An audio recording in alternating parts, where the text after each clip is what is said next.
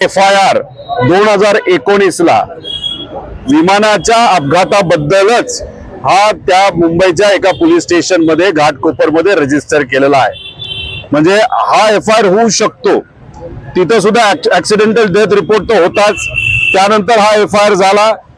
हाच आमच्या सगळ्यांचा जो अधिकार आहे, हा अधिकार आम्ही कोणासाठी वापरण्याचा प्रयत्न करत होतो, तर या राज्याचे एक लोकनेते, मोठे नेते अजितदादा पवार यांच्यासाठी आम्ही FIR करण्यासाठी प्रयत्न करत होतो।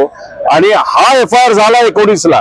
त्यांचं सरकार आणि त्यांचा एक नेता पोलीस स्टेशनला जातो म्हणून, आणि आम्ही विरोधात आहोत आणि दादांसाठी आम्ही लढतोय, अजितदादांसाठी लढतोय।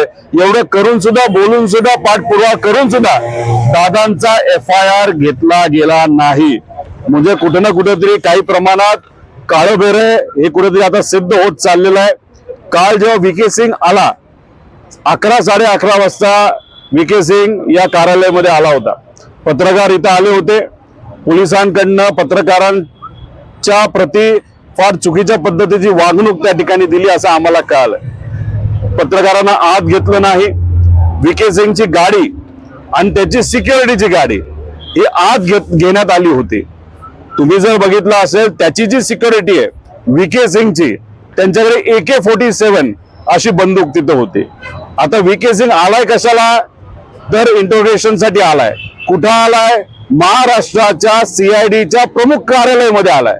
आता CIDच्या म्हणजे पोलिसांच्या प्रमुख कार्यालयामध्ये आल्यानंतर त्याच्याबरोबर AK-47 घेऊन जर तिथं गार्ड असतील आणि AK-47 आत घेतली गेली, म्हणजे जिथं पत्रकारांना परवानगी नाही, आमच्या पदाधिकाऱ्यांना परवानगी नाही, आमच्या गाडीला परवानगी नव्हती। आता कुठेतरी हात वाद झाल्यानंतर आमची एक गाडी आत पाठवली, पण तिथं VK सिंगला परवानगी दिली गेली, AK-47 ला परवानगी तिथं दिली, त्याच्या गार्डला परवानगी दिली। आणि मग नंतर तुम्ही बघितलं असेल, येताना VK सिंग दिसला, पण जाताना मात्र VK सिंग कुठे दिसला नाही। तो कुठल्या गाडीत गेला? पोलिसांच्या गाडीत गेला का? काळ्या गाडीत गेला का? मग तो तिथं असणाऱ्या जे सतर्क आपले सगळे पत्रकार आहेत त्यांना का नाही दिसला? त्याला का वाचवलं गेलं? तो पत्रकारांसमोर का नाही आला? का त्याला त्याचा चेहरा लपवायचा होता? का त्याला कुठली तरी भूमिका लपवायची होती? असे अनेक प्रश्न त्या ठिकाणी निर्माण होतात।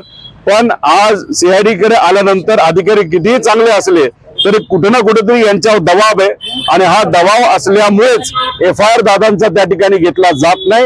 आणि जे काही इन्व्हेस्टिगेशन आहे, जो तपास आहे, तो हवेत गोळ्या झाडण्यासारखा हा तपास आहे असं आपल्याला म्हणावं लागेल। यांना खऱ्या अर्थाने तपास करायचाच नाही।